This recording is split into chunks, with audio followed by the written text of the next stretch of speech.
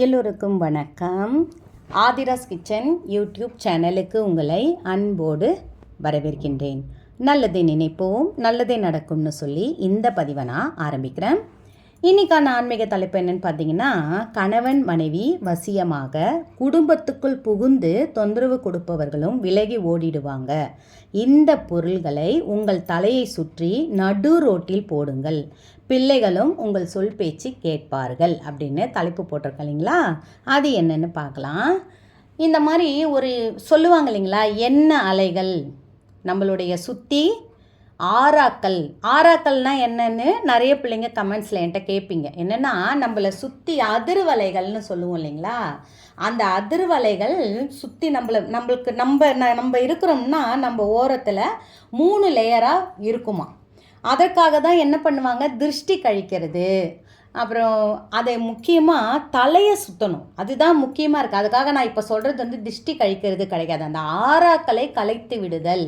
ஒரு சிலர் எதனாவது ஒரு ஏவுதல் ஏவி இந்த செய்வினை வைக்கிறது, அவங்க பக்கமாக வசியம் ஆகிடணுன்றதுக்காக ஏதாவது ஒன்று பண்ணுறது, அந்த குடும்பத்துக்குள்ளே பூந்து தொந்தரவு கொடுக்கறது, கணவன் மனைவி பிரிக்க பார்க்கறது, சண்டை வர்றது. 2வது கள்ளத்தொடர்பு.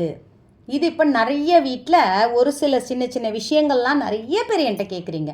பெண்கள் இந்த மாதிரி இருக்கிறாங்கம்மா, என் மனைவி இப்படி இருக்கிறாங்க, என்னுடைய பெண் இப்படி பண்ணிக்கிட்டு இருக்காங்க, எனக்கு அது பிடிக்கல, நான் அதை மாற்றணும்னு நினைப்பேன். நம்ம நேரில் போய் சொன்னோம், நம்ம நேராகவே கேட்க என்ன ஆகும்னா, அவங்களுக்கு தான் தெரிஞ்சு போச்சே, நம்ம இனிமேல் தைரியமாக செய்யலான்ற ஒரு தைரியம் வந்துடும் அவங்களுக்கு.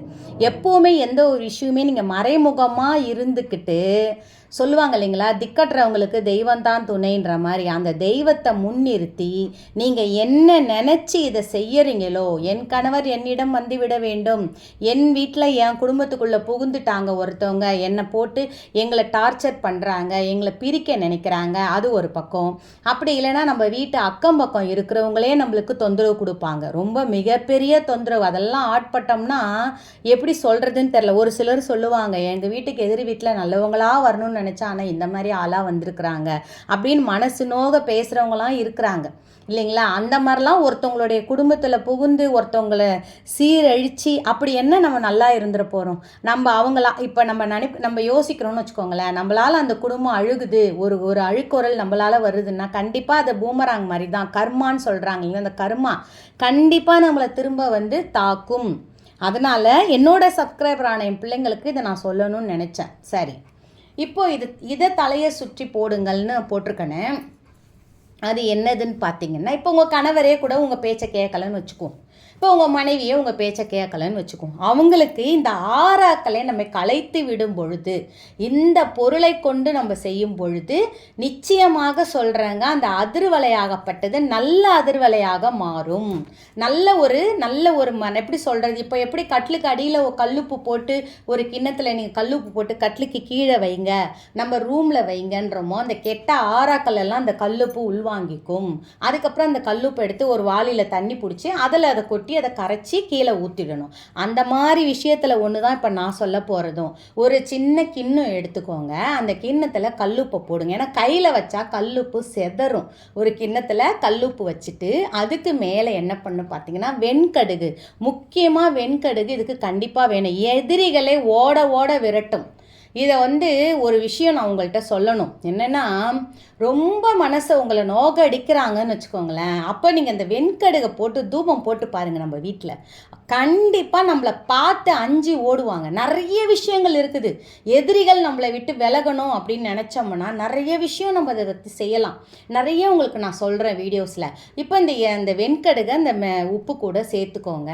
3 காய்ந்த மிளகாய் இல்லை 5 காஞ்ச மிளகாய் அதில் வச்சுக்கோங்க. கருப்பு கடுகும் கொஞ்சம் போட்டுக்கோங்க. நம்மளுடைய முடி இருந்து இப்போ உங்களுக்கோட எதிரி இருக்கிறாங்க அப்படின்னா நீங்கள் என்ன பண்ணணும் பார்த்தீங்கன்னா, அந்த எதிரியோட அது நம்மளால் அது செய்ய முடியாது தான், இருந்தாலும் ஒரு பேச்சுக்கு சொல்கிறேன். இப்போ எதிரி வீடு அக்கம் பக்கம் நிறைய பேர் சொல்லுவாங்க, அவள் காலடி மண்ணை எடுத்து சுற்றி போடு அப்படின்வாங்க இல்லைங்களா. அந்த மாதிரி விதத்தில் ஒன்று தான் இது. முடிஞ்சால் அந்த மண் கிடைஞ்சா நல்லது, அவங்க காலடிப்பட்ட மண் கிடைக்கலன்ற பட்சத்தில் விட்டுருவோம். இந்த கல்லுப்பு நான் சொல்கிற அந்த வெண்கடுகு, காஞ்ச மிளகாய், கொஞ்சம் முடி, நம்மளோட முடியே பரவாயில்ல, நம்ம இப்போ பெருக்கும் பொழுது முடி கிடைக்கும் இல்லைங்களா, அந்த முடியை அதில் வச்சு நம்ம தலையை சுற்றணும். எப்படின்னா யார் நம்மளுக்கு வந்து நம்ம சொல் பேச்சு கேட்காம, இப்போ மனைவி கேட்கலையா கணவன் சுற்றி போடலாம், கணவன் கேட்கலையா மனைவி சுற்றி போடலாம், பிள்ளைகள் சொல் பேச்சு கேட்கலையா அவங்க சுற்றி, இதை முழுவதும் உங்கள் மனசு முழுவதும் அதில் தான் இருக்கணும். ஏன்னா யாரோ உங்களை புகுந்து யார் உங்கள் வீட்டில் அந்த மாதிரி பிரச்சனை கொடுக்குறாங்க, ஒரு நாள் அவங்களால நான் தூங்கலை அப்படின்ற ஒரு நாள் கிடையாது, எப்பவுமே அவங்கள நினச்சா எனக்கு தூக்கம் வர மாட்டேங்குது, அந்த மாதிரி எனக்கு டார்ச்சர் கொடுக்குறாங்க, அவங்க மூஞ்ச பார்த்தாலே எனக்கு பிடிக்க மாட்டேங்குது, அவங்க அந்த மாதிரி எனக்கு டென்ஷன் கொடுக்குறாங்கன்னு எனக்கு அவங்க முகத்தை மனசு ரொம்ப நினச்சிக்கோங்க. நீங்கள் தான் துர்காதேவின்னு நினச்சிக்கோங்க, நீங்கள் தான் காளி தேவின்னு நினச்சிக்கோங்க. இதை வந்து தலையை சுற்றி உங்கள் தலையை சுற்றி போட்டாலும் சரி, இல்லை வீட்டை சுற்றி வீடை ஒரு மூலையிலையும் காட்டிட்டு எடுத்துகிட்டு போய் அதை நீங்கள் வெளியில் நடுரோட்டில் எரிஞ்சாலும் சரி, இல்லை கணவரை உட்கார வச்சு திஷ்டி சுத்த போகிறாங்கன்னு சொல்லி அதை கிணத்தோடு சுற்றி அந்த கிணத்தோடு போட்டு வந்துடக்கூடாது, அந்த கல்லுப்பு இதெல்லாம் மட்டும் நடுரோட்டில் கொட்டிட்டு நீங்கள் வந்துக்கினே இருங்க.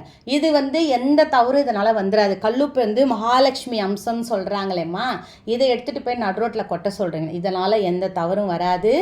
அடுப்பு இருந்து எரிச்சிங்க, நீங்கள் சுடு தண்ணி போடுறவங்களா இருந்தால் அடுப்பில் போடலாம், ஆனால் கேஸில் போடுறேன்னு போட்டு கேஸில் ஏதாவது பிரச்சனை ஆகிடும். அதனால் கேஸ் அடுப்பில் தயவுசெய்து இந்த மாதிரி வேலை பண்ணாதீங்க. அப்படி இல்லைன்னா இன்னொரு விஷயம் செய்யலாம். என்னென்னா ஒரு கொட்டாங்குச்சியை எரிய வச்சு, இந்த தேங்காய் சிரட்டைன்னு சொல்கிறோம் இல்லைங்களா, அதை எரிய வச்சு அது நல்லா கங்கு நல்லா கனகனகனகனன்னு எரிஞ்சிக்கிட்டு இருக்கும், அது உள்ளே போடுங்க. நான் சொல்கிறேன் எப்பேற்பட்ட எதிரியும் உங்களை எட்டி காத தூரம் ஓடிடுவாங்க. நீங்கள் இதை நம்பிக்கையோடு செஞ்சு பாருங்கள். நான் சொல்கிறேன்னு நீங்கள் என்னென்னா நீங்கள் நினைப்பீங்க என்ன மாதிரி திஷ்டி கழிக்கிறது தானே இதுன்னு நீங்கள் நினைப்பீங்க, அது கிடையாது. அப்போல்லாம் திஷ்டி கழிக்கும் போது கடுகு தான் வைப்பாங்க. இது கூட நான் உங்களுக்கு வெண்கடுகு இது கூட ஆட் பண்ணிக்கோங்கன்னு நான் சொல்கிறேன். அந்த வெண்கடுகு எப்போ நம்ம வீட்டில் ஏவல் பில்லி சூனியம் ஏதோ ஒரு சோம்பேறித்தனமாக இருக்கிறாங்க பிள்ளைங்க, ஒரு படிக்கணும்னு எழுந்திருக்க மாட்டுறாங்க, ஒரு தூங்கிக்கிட்டே இருக்கிறாங்க, படுத்துக்கிட்டே இருக்கிறாங்க, ஏதோ மனபயத்திலே இருக்கிறாங்க அப்படின்றவங்க அந்த சாம்பிராணி போடுறீங்க இல்லைங்களா, அதில் வந்து வெண்கடுகை போட்டு பாருங்கள், உங்கள் வீடு ரெஃப்ரெஷ் ஆகலைன்னா என்கிட்ட ஏன்னு கேளுங்க. அந்த மாதிரி ஒரு சக்தி வாய்ந்த தாந்திரிகம் இப்போ நான் சொல்கிறதும்.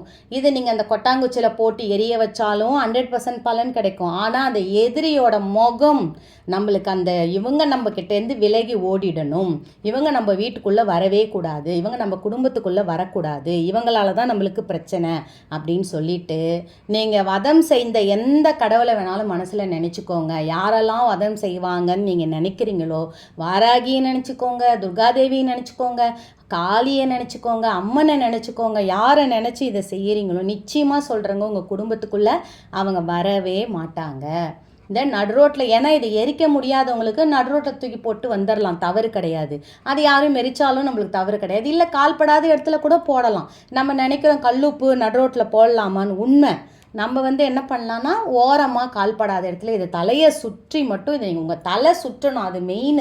உங்கள் தலையை சுற்றி 3 முறை, வலதுபுறமாக 3 முறை, இடதுபுறமாக 3 முறை இதை செஞ்சிங்கன்னா நிச்சயமாக நீங்கள் நிம்மதி பெருமூச்சு விடுவீங்க. நல்லதே நடக்கும். வாழ்க.